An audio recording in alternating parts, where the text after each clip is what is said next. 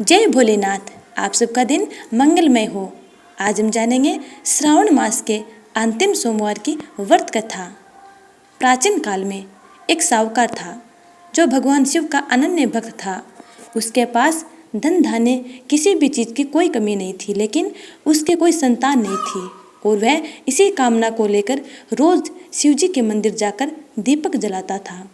उसके इस भक्ति भाव को देखकर एक दिन माता पार्वती ने शिवजी से कहा कि प्रभु, यह साहूकार आपका अनन्य भक्त है, इसको किसी बात का कष्ट है तो आपको उसे दूर करना चाहिए। शिवजी बोले कि हे पार्वती, इस साहूकार के पास पुत्र नहीं है, यह इसी से दुखी रहता है।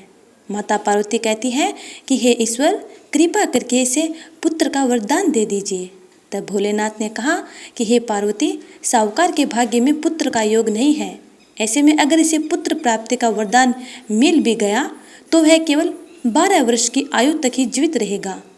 यह सुनने के बाद भी माता पार्वती ने कहा, हे प्रभु, आपको इस साहूकार को पुत्र का वर देना ही होगा, अन्यथा क्यों भक्त आपकी सेवा पूजा करेंगे। माता पार्वती के बार बार कहने से भोलेनाथ ने साहूकार को पुत्र का वरदान दे दिया, लेकिन यह भी कहा कि वह केवल 12 वर्ष तक ही जीवित रहेगा। साहूकार यह सारी बातें सुन रहा था, इसलिए उसे न तो खुशी हुई और न कोई दुख। वह पहले की तरह भोलेनाथ की पूजा अर्चना करता रहा। उधर शेठा गर्भवती हुई और 9वें महीने उसे एक सुंदर बालक की प्राप्ति हुई। परिवार में खूब हर्षोल्लास मनाया गया, लेकिन साहूकार पहले की तरह रहा और उसने बालक की 12 वर्ष की आयु का जिक्र किसी के साथ नहीं किया। जब बालक 11 वर्ष का हो गया तो साहूकार की सेठानी ने बालक के विवाह के लिए कहा। तो साहूकार ने कहा वह अभी बालक को पढ़ने के लिए काशी जी भेजेगा। इसके बाद उसने बालक के मामा को बुलाया और कहा कि इसे काशी पढ़ने के लिए ले जाओ और रास्ते में जिस किसी स्थान पर रुको वहाँ पर यज्ञ करते रहना और ब्राह्मणों को भोजन कराते हुए आगे बढ़ना। उन्होंने भी इसी तरह करते हुए जा रहे थे कि रास्ते में एक राजकुमारी का विवाह हो रहा था। जिससे उसका विवाह होना था वह एक आंख से काना था।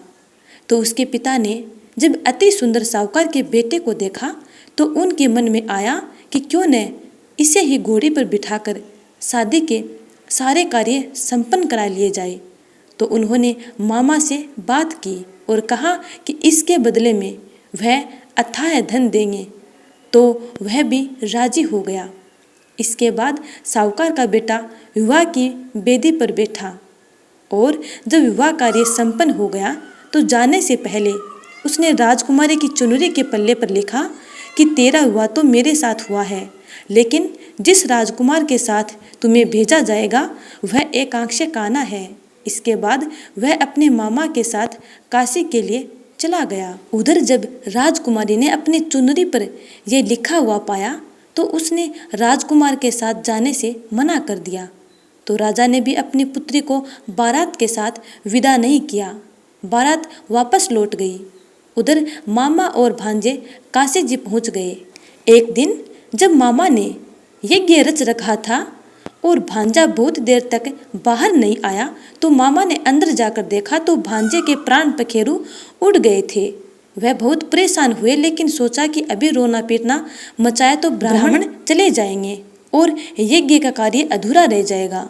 जब यज्ञ संपन्न हुआ तो मामा ने रोना पीटना शुरू किया। उसी समय शिव पार्वती उधर से जा रहे थे तो माता पार्वती ने शिवजी से पूछा, हे प्रभु, यह कौन रो रहा है। तभी उन्हें पता चलता है कि यह तो भोलेनाथ के आशीर्वाद से जन्मा हुआ साहूकार का पुत्र है। तब माता पार्वती कहती है कि हे स्वामी, इसे जीवित कर दे, अन्यथा रोते रोते इसके माता पिता के प्राण निकल जाएंगे। तब भोलेनाथ ने कहा, हे पार्वती, इसकी आयु इतनी ही थी सो वह भोग चुका है। लेकिन माँ के बार बार आग्रह करने पर भोलेनाथ ने उसे जीवित कर दिया। लड़का ओम नमः शिवाय करते हुए जी उठा और मामा भांजे दोनों ने ईश्वर का धन्यवाद दिया और अपनी नगरी की ओर लौटे। रास्ते में वही नगर पड़ा और राजकुमारी ने उन्हें पहचान लिया। तब राजा ने राजकुमारी को साहूकार के बेटे के साथ बहुत सारे धन धान्य के साथ विदा किया। उधर साहूकार और उसकी पत्नी छत पर बैठे थे। उन्होंने यह प्रण कर रखा था कि यदि उनका पुत्र सकुशल न लौटा तो वे छत से कूदकर अपने प्राण त्याग देंगे। तभी लड़के के मामा ने आकर साहूकार के बेटे और बहू के आने का समाचार सुनाया, लेकिन वे नहीं माने। तो मामा ने शपथपूर्वक कहा। तब तो दोनों को विश्वास हो गया और दोनों ने अपने बेटे बहू का स्वागत किया।